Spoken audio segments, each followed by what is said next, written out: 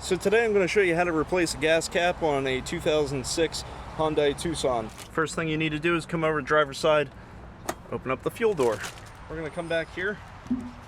Here's your gas cap. So if this doesn't click, this one does, but I'm just showing you how to replace it. You would unscrew it.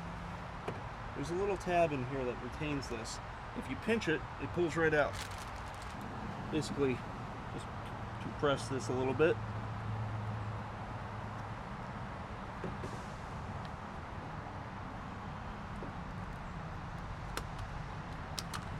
They pop right off. To put it back on, all you would do is take it, you just push it in with your thumb, it pops, good.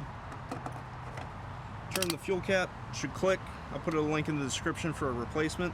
So it should click. If it doesn't click, you need to get a replacement. Your engine light or some other code may come up, but it's pretty quick and easy, just as you've seen.